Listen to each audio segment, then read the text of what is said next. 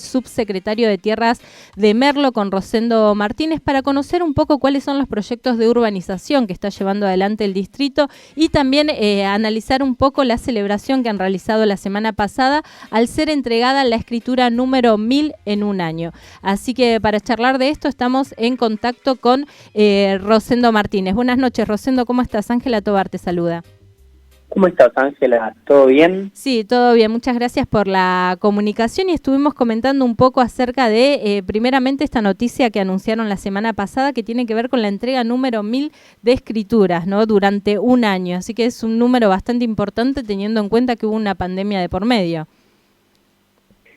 Nosotros en un año pudimos resolver administrativamente una situación muy compleja porque encontramos un mecanismo que fue el de entregar domiciliariamente escrituras, y la verdad que eso nos permitió alcanzar una situación bastante inédita en términos de lo que tiene que ver con la asignación de este tipo de derechos, y la verdad que eso después se ve reflejado en este proceso de transformación que estamos haciendo, en donde acercamos el derecho a la ciudad ya no solo a los vecinos y vecinas en actos públicos, sino también a su propia vivienda, y genera una situación muy interesante en términos de políticas públicas.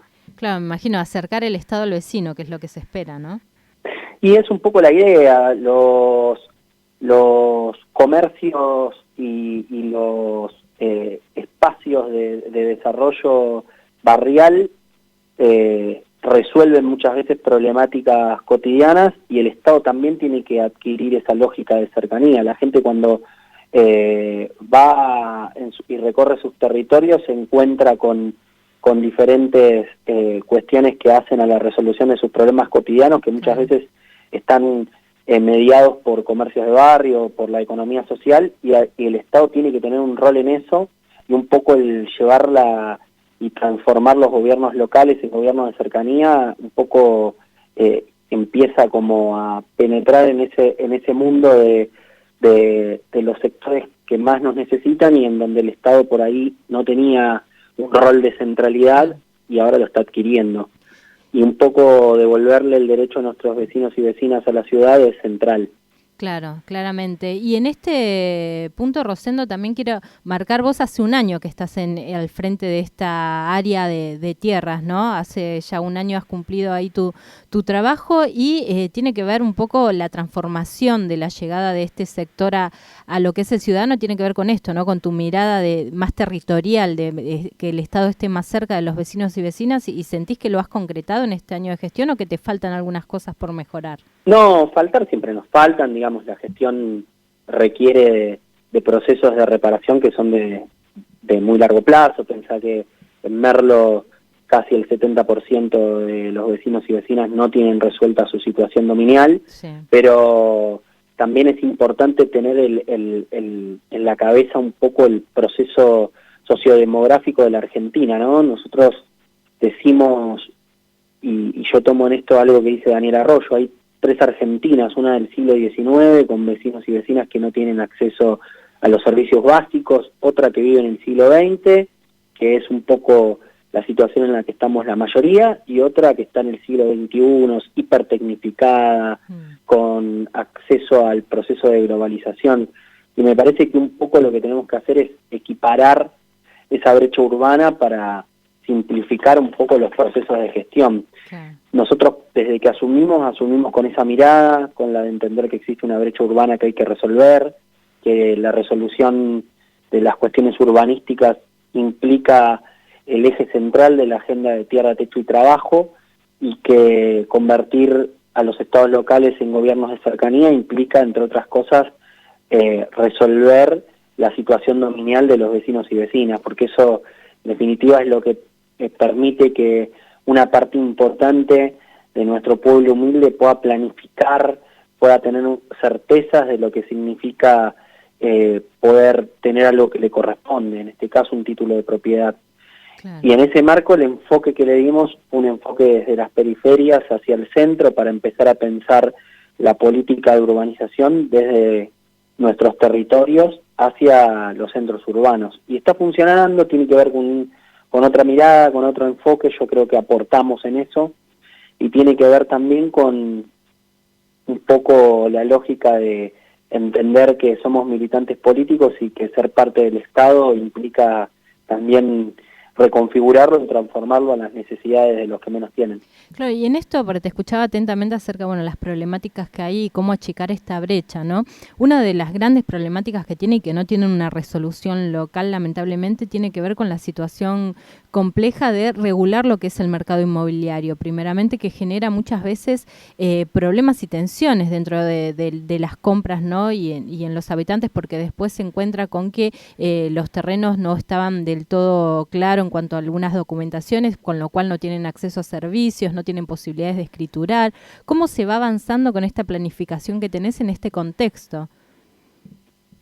El concepto de ciudad, por un lado, tiene que ver con que la mercantilización que genera los procesos de valorización inmobiliaria van excluyendo cada vez más a diferentes sectores de la sociedad, pero al mismo tiempo también existe un reposicionamiento del Estado en términos de cómo reconocer a esos actores que han sido excluidos del proceso de urbanización, y eso tiene que ver fundamentalmente con las políticas de integración sociourbana, con reconocer que existen en la Argentina barrios populares.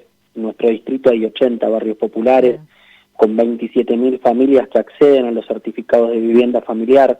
Eso implica un reposicionamiento por parte del Estado y una obligación en términos de garantizar que ese sector de la población también sea parte de esos procesos de constitución de las ciudades, ¿no?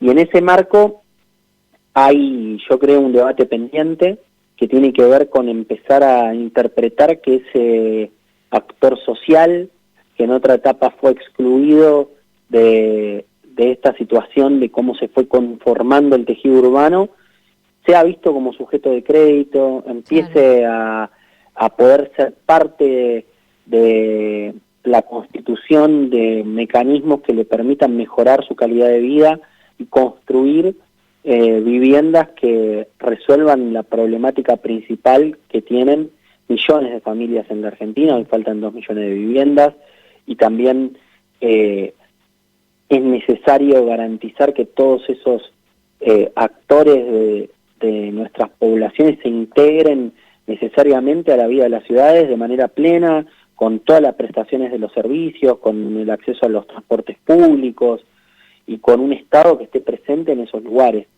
Y eso en parte se hace regulando al mercado inmobiliario, y en parte también se hace entendiendo que los actores de este espacio urbano necesitan del financiamiento. Nosotros financiamos que los argentinos y argentinas más humildes puedan comprar diferentes bienes de consumo cotidianos, pero no financiamos los procesos de urbanización. Yo creo que tenemos un problema filosófico y que hay que discutir, hay recursos para hacerlo, y eso es central para planificar la Argentina que viene.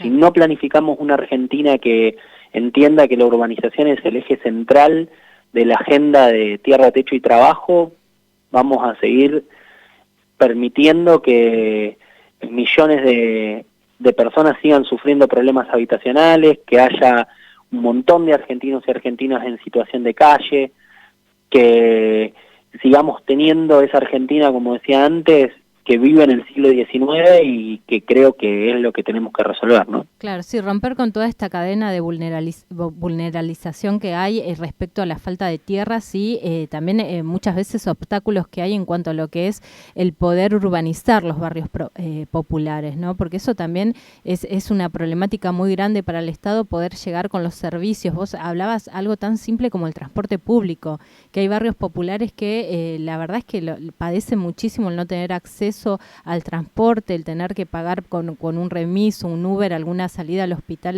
nocturna. Son muchos derechos que están siendo vulnerados en esta situación. Sin dudas, y aparte otra de las cosas que es central tiene que ver con que no solo las problemáticas de los barrios populares tienen que ver con lo que más o menos describíamos, sino que también están atravesados por situaciones que también son comunes y frecuentes en las ciudades, como la cuestión de la inseguridad, como la cuestión de la brecha tecnológica, que es muy importante también, y tenemos una parte de la población que no accede a buena conectividad, que ha tenido muchos problemas durante la pandemia para mantener la regularidad de sus hijos en el sistema educativo, y todo eso genera disparidades que después son muy difíciles de resolver y de poder sobrellevar en un mundo cada vez más complejo y que sus mercados de trabajo son cada vez más demandantes en términos de cualificaciones. Claro. Entonces, lo que nosotros vemos y creemos es que la mirada de la ciudad es una mirada integral, una mirada humanista, y pensamos fundamentalmente en que ese es el problema central de la Argentina y que también es el eje que va a permitir que la Argentina pueda proyectarse y que pueda reactivarse económicamente. Por eso hablaba de los comercios locales, de los negocios de cercanía. No habría proceso más virtuoso para la economía argentina que los procesos de urbanización. Sí, son lo que nosotros decimos el eje central de transformación del siglo XXI. Por eso decimos que gobernar es urbanizar. Tal cual. Y en eso estamos convencidos, y bueno, es un poco la idea que tratamos de imprimir en la gestión pública, ¿no? Sí, sí. Y sí, no hay nada mejor que poder acompañar lo que es la urbanización, porque eso también es darle dignidad a lo que es los habitantes y el hábitat de cada uno de los ciudadanos, ¿no? Principalmente.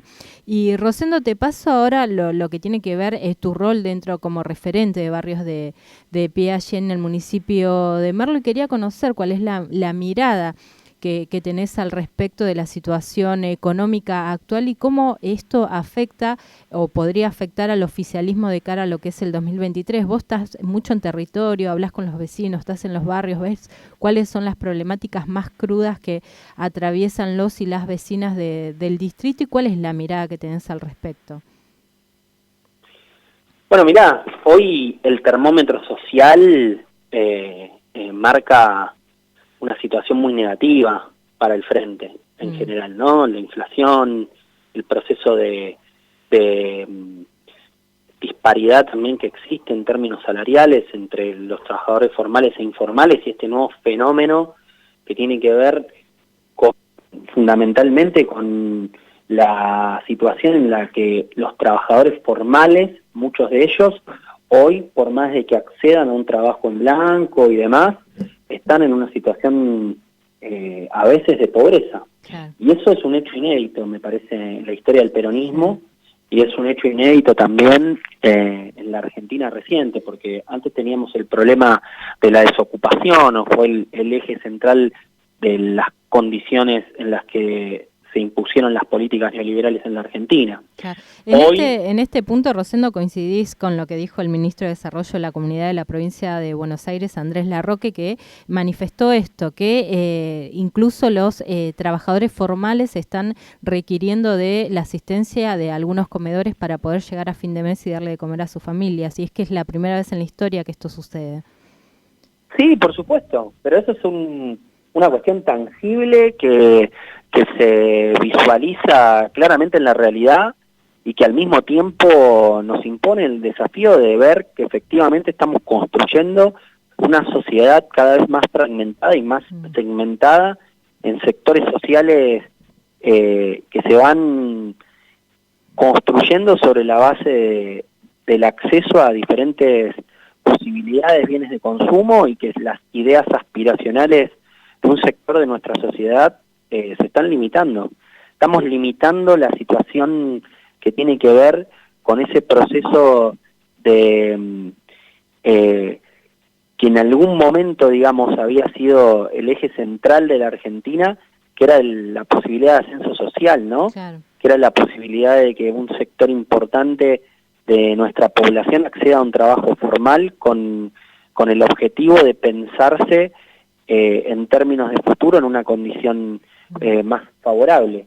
Hoy eso no es algo que se verifica en la realidad, se contrasta fuertemente con los números y los indicadores, y claramente la situación salarial de una parte importante del movimiento obrero formalizado en la Argentina está críticamente desatendida. Hoy nos planteaban eso, hoy fuimos a ver al sindicato de camioneros, a Karina Moyano, que dirige el sector de género del sindicato y también es la que acompaña toda la cuestión territorial de despliegue solidario de los sindicatos, y nos planteaba esto, que por ahí no les pasa a ellos dentro del mundo sindical, pero que cada vez son más los sindicatos que representan trabajadores formales que se van convirtiendo en trabajadores pobres. Sí, y al mismo tiempo también tenemos el desafío del sector al que nosotros representamos, que es el sector de la economía popular, que es el sector de los trabajadores y trabajadoras que son descartados por el sistema de desarrollo que impera hoy, no solo en la Argentina, sino en el mundo, que también están atravesando un proceso muy difícil, y que al mismo tiempo también, por lo menos nosotros creemos que el desafío es insertarlos en la formalidad, y eso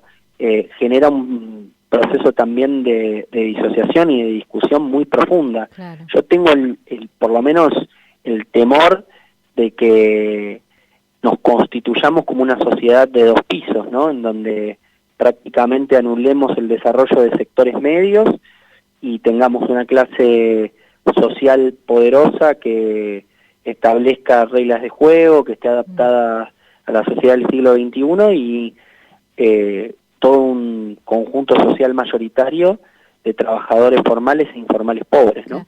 ¿Y la salida rápida política de esta situación sería un ingreso universal? ¿Cómo lo ves vos desde tu rol desde Barrios de Pie? No te escuché. ¿La salida rápida? Sí, ¿sería un ingreso universal?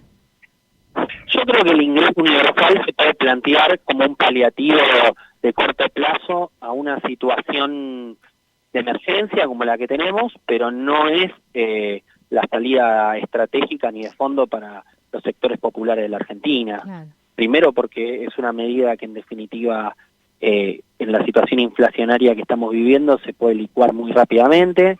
Segundo porque no tiene una mirada estratégica.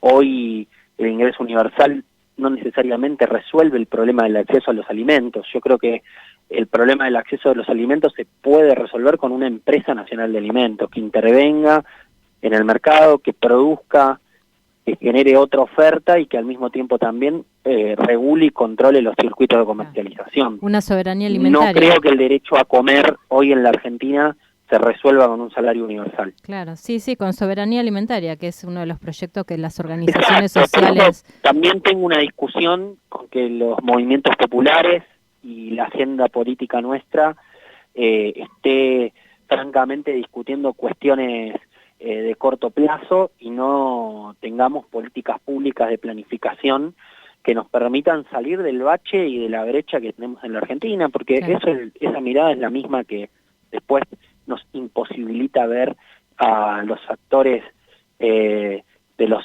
barrios populares, por ejemplo, como sujetos de crédito. Claro. Porque en definitiva priorizamos que se normalice una situación de consumo vinculada a bienes cotidianos y no pensamos políticas públicas de largo plazo que mejoren la calidad de vida de las personas. Rosendo, y en eso yo por lo menos tengo una diferencia estratégica con muchos sectores del Frente de Todos. Sí, hay realmente dentro de la coalición del Frente de Todos hay muchísimas diferencias que tienen que ver más con la forma que el fondo. Yo te quiero, mira, me estoy quedando sin tiempo, pero la verdad está interesante la charla y te quiero preguntar acerca de tu mirada acerca de las PASOs. ¿Vos creés que para el Frente de Todos las PASOs sería poder fortalecerlos en el 2023? Yo siempre estuve de acuerdo con que las diferencias que existen dentro de las coaliciones políticas se salden de forma democrática. Estoy a favor de que existan las PASO, lo que no estoy a favor es de la unidad de toda la dirigencia política. Yo creo que nosotros tenemos que ser artesanos de la unidad del campo nacional y popular, no de toda la dirigencia política. Claro. A mí no me interesa que nosotros construyamos un acuerdo ni con el radicalismo, ni con sectores halcones de Cambiemos, ni creo que eso de la unidad nacional y demás, me parece que es algo que por lo menos no está dentro de nuestra agenda. Sí está dentro de nuestra agenda la unidad de todo el campo nacional y popular, todo el campo nacional y popular, inclusive los que están algunos enojados o fuera del frente de todos, que se tienen que incorporar y que eso se tiene que resolver en un proceso de institucionalización parecido al que tiene el Frente Amplio Uruguayo, digamos. Nosotros tenemos que ir en una situación en la que está hoy la Argentina a un proceso de institucionalización de las coaliciones que tiene que ser lo más amplio posible y que tiene que permitir que todos los actores que tengan intenciones reales de proponer un proyecto de país lo puedan hacer y puedan presentarse y puedan medirse en un proceso electoral de igualdad de condiciones, porque para eso existen las PASO y creo que hay que utilizarlo como una herramienta válida para resolver esa situación, digamos. Sí, ¿no? pero lo que es cierto es que las PASO son una herramienta realmente democrática que sirve para que el ciudadano pueda elegir a quien mejor representa el proyecto, pero que el peronismo no las ha usado, por lo menos de la manera que debe usarlos, ¿no? Con la cotidianidad que debería poder usarlas. Como que le teme a las PASOs. Y me parece que ese es un error de concepción, así como existen concepciones filosóficas que son equivocadas para mi gusto en términos de cómo se plantean los debates políticos, también en este caso con respecto al uso o a los no uso que se les da a las PASO en términos de entenderlo como una herramienta de ordenamiento político y ordenamiento de preferencias, me parece que también hay una visión filosófica equivocada, con una visión muy tradicionalista de que las internas y las institucionalizaciones de los distintos espacios no favorecen al fortalecimiento político de algunos actores. Entonces eso después termina siendo mal visto por los electores. Claro. Y hay un proceso en donde se ha masificado mucho el acceso a las herramientas de información y los electores son cada vez más independientes en la toma de decisiones. Claro. Por eso si la oferta que nosotros tenemos en términos electorales es muy segmentaria, es muy corporativa o no intenta interpelar a las mayorías, eso también va a ser un indicador de cómo nos va a ir electoralmente, no solo el indicador económico. Sí, y te cierro con esta, Rosendo. ¿Sin PASOs hay victoria para el Frente de Todos? Yo creo que si nosotros estabilizamos algunas cuestiones macroeconómicas generales, podemos mostrarle al pueblo argentino que a pesar de los errores que hemos cometido, que han sido varios, podemos brindarle un horizonte de certeza, que además ponemos en juego todo el valor que tiene nuestra coalición en un proceso electoral atractivo, estamos en condiciones de ganar en el 2023. Sin PASO. Sobre todo porque también la oposición tiene los mismos problemas que nosotros.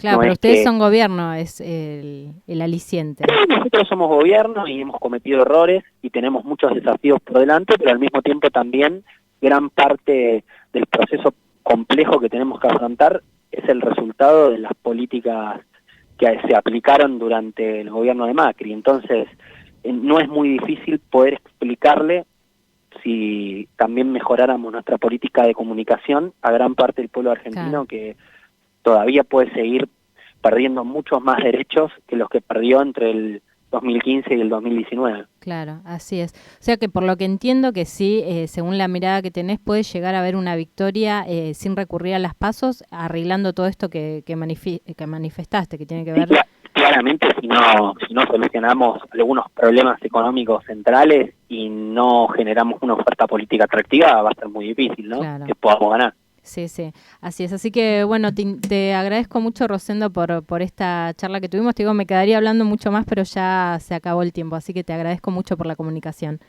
Yo también.